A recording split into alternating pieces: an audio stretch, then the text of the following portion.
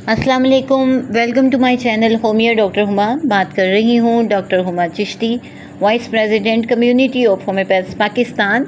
और आज बात करेंगे बहुत ही ज़्यादा इम्पोर्टेंट इशू के हवाले से। बहुत ही ज़्यादा इम्पोर्टेंट डिज़ीज़ है जो बहुत ज़्यादा देखने में आजकल आती है और बहुत सारे लोग ड्यू टू सर्कमस्टांसेस इसका शिकार होते हैं। हम बात करेंगे हार्ट अटैक के हवाले से। हार्ट अटैक जो हर उम्र के लोगों में आजकल देखने में आ रहा है, इसमें वो जो डिफ्रेंशिएशन थी कि कभी यानी ओल्ड एज में होता था या ये कि मिडल एज में जाके ये चीज़ होती थी, अब इससे दरकिनार यंग एज में भी ये कंडीशन बहुत ज़्यादा देखने में आती है। हार्ट अटैक जिसे साइलेंट किलर भी कहा जाता है और मेडिकल टर्मिनोलॉजी में हम इसे मायोकार्डियल इन्फाक्शन यानी MI के नाम से जानते हैं। हार्ट अटैक की जो कॉमन सिम्टम है उसमें चेस्ट पेन सबसे ज़्यादा इम्पॉर्टेंट है और ये रेट्रोस्टर्नल चेस्ट पेन होती है, यानी स्टर्नम के बिल्कुल पास सेंटर ऑफ द चेस्ट में होती है और ये लेफ़्ट साइड का जो शोल्डर है उसमें जाती हुए आपकी नेक में, शोल्डर्स में और जॉ में यानी कि जबड़े में भी महसूस होती है। तो ये तो हैं कॉमन सिम्टम जिनके हवाले से आपसे बात की। यहाँ बात करते हैं हम हार्ट अटैक के हवाले से कि हार्ट अटैक दरअसल क्या प्रॉब्लम है और ये क्यों हो जाता है, कैसे होता है। तो हार्ट मसल्स कि हमारे जो है ये मस्कुलर ऑर्गन है हमारा हार्ट जो है, और ये हार्ट मसल्स नीड्स ऑक्सीजन। इनको ऑक्सीजन की ज़रूरत होती है टू सर्वाइव, यानी ज़िंदा रहने के लिए इनको ऑक्सीजन की ज़रूरत होती है, जैसे सभी को ऑक्सीजन की ज़रूरत है। याद रखिए, ये ऑक्सीजन लेवल जब कम होता है या ब्लड फ़्लो कम होता है या फिर कह लीजिए कि ब्लड फ़्लो की सप्लाई कट ऑफ हो जाती है कहीं, तो हार्ट अटैक आता है।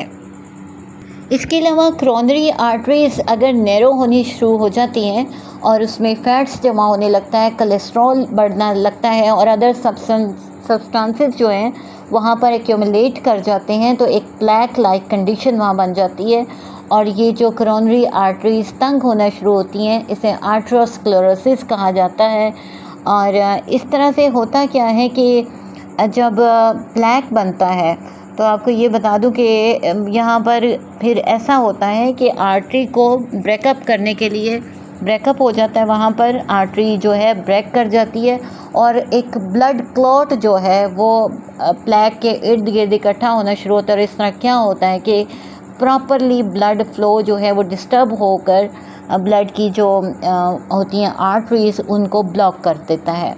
ये ब्लॉकेज जो है हार्ट अटैक का बायस बनता है। इसके अलावा इस्केमिक जो कंडीशंस होती हैं वो भी हार्ट अटैक की वजह बनती हैं, यानी जैसा कि मैंने स्टार्टिंग में कहा ऑक्सीजन की कमी ये चीज़ है और फिर मायोकार्डियल इन्फाक्शन हो जाता है।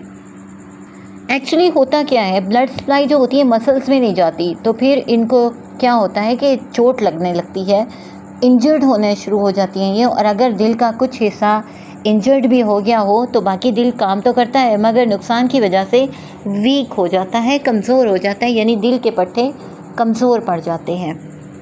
मज़ीद डिटेल में जाने से पहले आपसे रिक्वेस्ट है कि चैनल को अब तक अगर सब्सक्राइब नहीं किया तो काइंडली इसको सब्सक्राइब कर दीजिए, लाइक कीजिए, कमेंट सेक्शन में अपनी राय का इजहार ज़रूर कीजिए। याद रखिए, अगर 70% से ज़्यादा अगर नैरोइंग हो जाए आर्टरीज़ अगर 70% से ज़्यादा तंग हो जाती हैं तो क्या होता है कि आर्टरीज़ प्रॉपर ब्लड सप्लाई नहीं कर पाती और इस वजह से भी हार्ट अटैक्स आने लगते हैं। लेकिन यहाँ भी यह आपको बताती चलूँ कि अगर ब्लॉकेज होता है हार्ट में और 50% ब्लॉकेज है तो किसी भी काम करने से पेशेंट को कोई भी एक्सर्शन करने से पेन ज़रूर फील होगा चेस्ट में, उसके हार्ट में।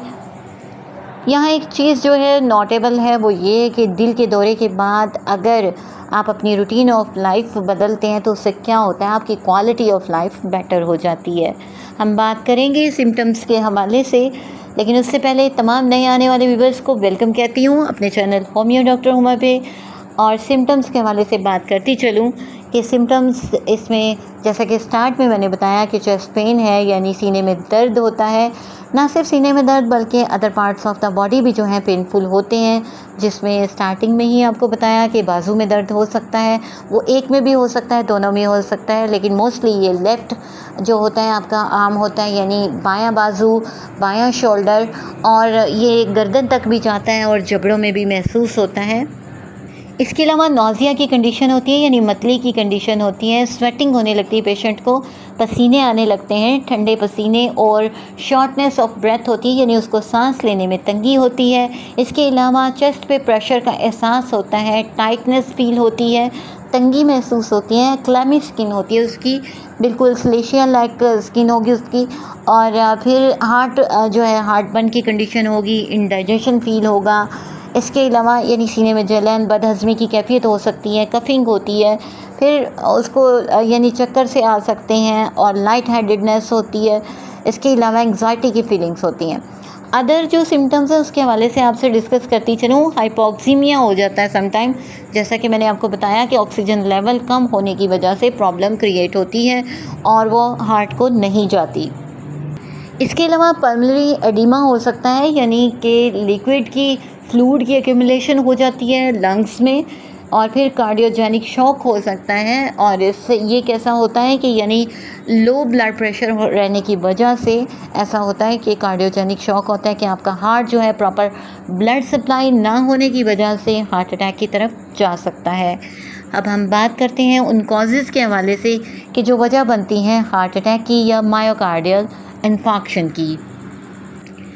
कंप्लीट या पार्शियल ब्लॉकेज हो जाए, यानी कुछ हिस्सा ब्लॉक हो जाए ब्लड सप्लाई का, या फिर ज़्यादा हिस्सा या कंप्लीट हिस्सा, उससे क्या है हार्ट अटैक हो सकता है। इसी तरह कोरोनरी जो आर्टरी है उसमें स्पैज़म आ जाए कोई तो होता है, ब्लड क्लॉट्स आ जाएं तो होता है, जैसा कि अभी मैंने बातों में आपको बताया। फिर स्पॉन्टेनियस कोरोनरी आर्टरी डायसेक्शन से भी हो सकता है ऐसा।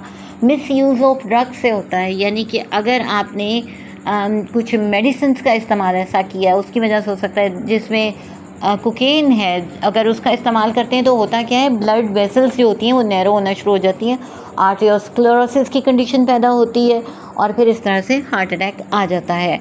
हम बात करेंगे कॉम्प्लिकेशंस के हवाले से कि अगर हार्ट अटैक को बर वक्त ट्रीट ना किया जाए तो क्या हो सकता है, बिकॉज़ ये एक इमरजेंसी कंडीशन होती है और नीड्स अटेंशन, सो दैट इसको इमरजेंसी के तौर पे ही ट्रीट करना चाहिए।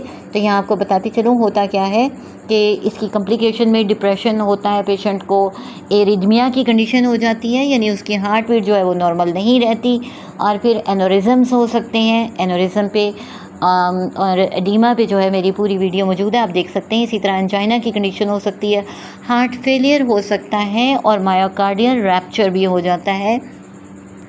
क्वेश्चन ये पैदा होता है कि प्रिवेंशन क्या की जा सकती है, कैसे बचा जा सकता है। तो याद रखिए कि स्मोकिंग को अवॉइड कीजिए, सबसे पहली बात। बैलेंस डाइट रखिए, अपने वज़न को जो है मैनेज कीजिए, हाई बीपी नहीं होने दें, कोलेस्ट्रॉल लेवल को मेंटेन रखें, और लिमिट कर दीजिए अल्कोहल को, बल्कि अल्कोहल का इस्तेमाल नहीं होना चाहिए।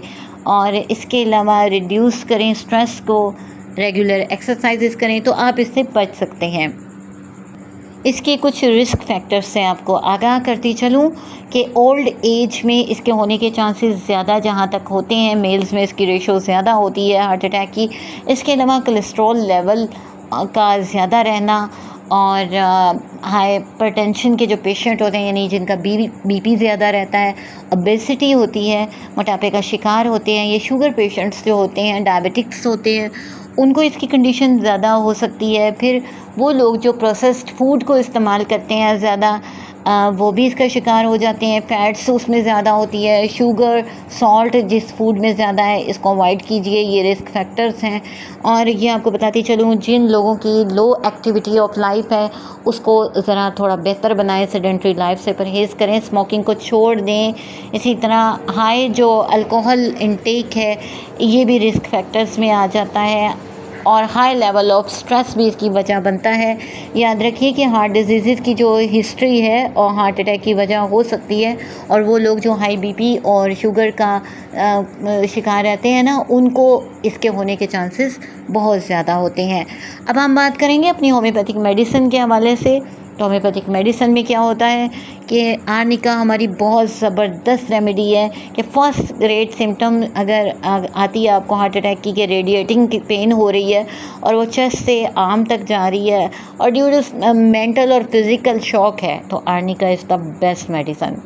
फिर एकोनाइट बहुत अच्छा काम करती है। अचानक से चेस्ट पेन स्टार्ट होगी और आपका हार्ट रेट जो है वो भी ज़्यादा है, तो आप उसको दे सकते हैं, उससे बहुत फ़ायदा होता है और हार्ट अटैक सडन जो है उससे बचत हो जाती है। नक्स वोमिका जो है वो अच्छी मेडिसिन है। फटीग भी आपको महसूस हो रही है और चेस्ट पेन भी है, तो आप दे सकते हैं। हैवीनेस फील हो रही है, आर्सेनिक एल्बम बहुत अच्छा काम करती है जहाँ पर बर्निंग सेंसेशन है आपके हार्ट में, और वो रात को भी ज़्यादा ऐसी कंडीशन हो जाती है। इसके अलावा चूँकि हार्ट अटैक में दिल के पट्टे जो हैं वो बहुत ज़्यादा मुतासिर होते हैं, तो उसके लिए स्ट्रोफेंटस बहुत अच्छा काम करती है।